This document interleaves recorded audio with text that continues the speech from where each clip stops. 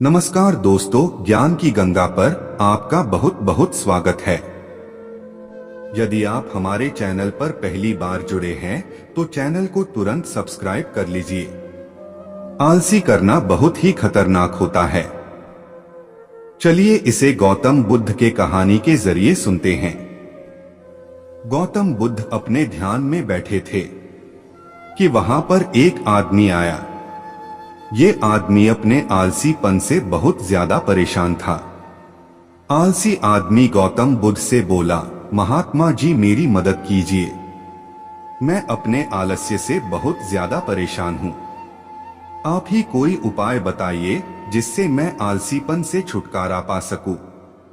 गौतम बुद्ध ने उस व्यक्ति से कहा, पहले मुझे यह बताओ कि तुम्हें क्यों लगता है कि तुम आलसी हो। आलसी आदमी बोला, सिर्फ मुझे नहीं, मेरे परिवार वालों को और मेरे आसपास के सभी लोगों को ऐसा लगता है कि मैं आलसी हूँ। गौतम बुद्ध ने फिर उससे पूछा, क्या तुम जानते हो आलस्य होता क्या है? आलसी व्यक्ति बोला, नहीं, मैं नहीं जानता, किंतु मैं इतना जरूर जानता हूँ कि आलस्य बहुत बुरी चीज है। इसकी वजह से मुझे बहुत नुकसान हुआ है जीवन में। गौतम बुद्ध बोले, जिस परेशानी से तुम छुटकारा पाना चाहते हो, पहले उसके बारे में पूरी जानकारी ले लोगे तो उससे छुटकारा पाना आसान हो जाएगा। आलसी व्यक्ति बोला, भगवान इतनी बुद्धि तो मुझ में नहीं है, आप ही मुझे इस समस्या के बारे में जानकारी दीजिए। गौतम बुद्ध बोले, आलस्य एक मानसिक अवस्था है, एक विचार है जिसे जाने अनजाने में हम खुद ही जन्म देते हैं। आलस्य दो मूलभूत कारणों की वजह से ही जन्म लेता है। एक है शारीरिक और दूसरा मानसिक। शारीरिक कारणों में पहला कारण है गलत तरह का भोजन। हम सभी जानते हैं कि हमारे शरीर को भोजन से ऊर्जा मिलती है, और यह ऊर्जा सजीव चीजों से मिले तो अच्छी, यानी कि प्राकृतिक रूप से जो हमें भोजन की वस्तुएं प्राप्त होती है उनसे अगर यह ऊर्जा मिले तो हमारा शरीर इससे अच्छी ऊर्जा प्राप्त करता है। इससे उलट यदि हम निर्जीव वस्तुओं से ऊर्जा प्राप्त करते हैं तो यह हमें आलस्य की ओर लेकर जाती है। दूसरा कारण, हमारी शारीरिक गतिविधियां भी हमें आलस्य के चंगुल में फंसा सकती है। गौतम बुद्ध ने आलसी व्यक्ति को अपने शिष्यों की तरफ इशारा करते हुए कहा कि देखो, इनके चलने फिरने बैठने के तरीकों में तुम्हें कुछ अलग नजर आ रहा है। जब आलसी व्यक्ति कुछ समझ नहीं पाया तब गौतम बुद्ध ने उससे कहा, मेरे शिष्य जब भी बैठते हैं तो वे रीढ़ की हड्डी को एकदम सीधा रखते हुए बैठते हैं। चलते हैं तो उनके दोनों पैरों के बीच अच्छे से संतुलन बना रहता है, और जब वह सोते हैं तो उनका शरीर एकदम शिथिल रहता है। ऐसा करने से उन्हें रात्रि में एकदम सही तरीके से नींद आती है। आलसी व्यक्ति बोला, लेकिन नींद तो आलस्य का की एक स्वरूप है। बुद्ध बोले, हाँ, अगर उसे ज्यादा मात्रा में लिया जाए तो। बुद्ध ने इस बात को आगे बढ़ाते हुए कहा, नींद कम मात्रा में लोगे तो तुम्हें अगले दिन थकान महसूस होगी, और ऐसा करने से ज्यादा आलस्य शरीर में आएगा। नींद ज्यादा लोगे तब भी यही परिणाम होगा। इसीलिए नींद को ना ज्यादा ना कम, एकदम सही मात्रा में लेना अति आवश्यक है। आलसी व्यक्ति बोला, हाँ, यह तो मैंने भी अनुभव किया है। बुद्ध बोले, अब मानसिक कारणों के बारे में जान लो। मानसिक कारणों में सबसे पहले हैं हमारी पुरानी गलत धारणाएं।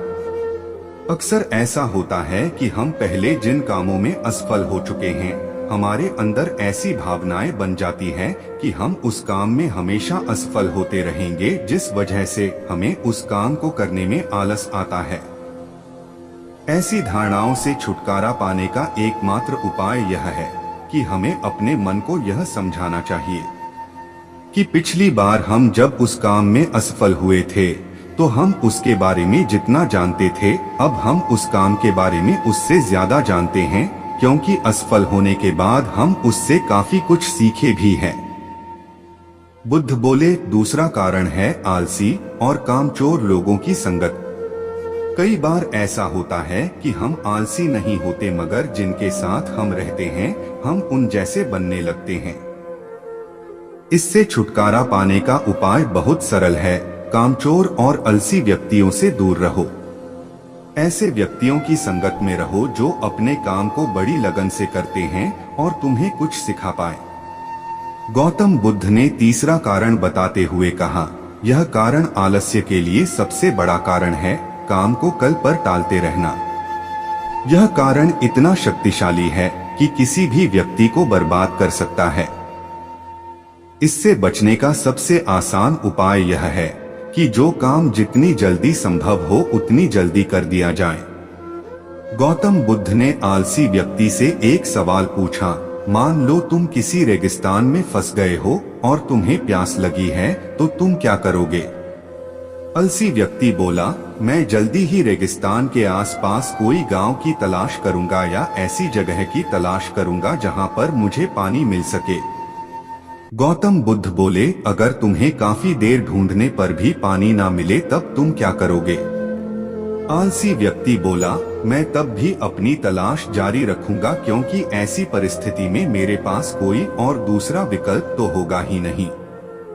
गौतम बुद्ध बोले, बिल्कुल सही, और यही है मानसिक स्तर पर आलस्य का चौथा कारण, किसी भी निश्चित लक्ष्य का ना होना।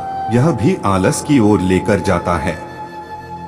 अब सुनो पांचवे कारण के बारे में। गौतम बुद्ध बोले, सोचो कि तुम्हारे पास काफी सारे सोने के दागिने हैं जो तुम्हें एक जगह से दूसरी जगह लेकर जाना है। तुम चलते चलते थक जाते हो और किसी पेड़ के नीचे बैठ जाते हो और तभी तुम्हें दूर से तुम्हारी तरफ दौड़कर आ रहे डाकू दिखाई देते हैं। तो क्या तब भी तुम आलस करके वहीं बैठे रहोगे, या ऐसी परिस्थिति में तुम वहां से उठकर दौड़ने लगोगे? आलसी व्यक्ति बोला, जी मुझे वहां से दौड़ना ही पड़ेगा, नहीं तो मेरी जान और सोने के दागिने दोनों खतरे में पड़ जाएंगे।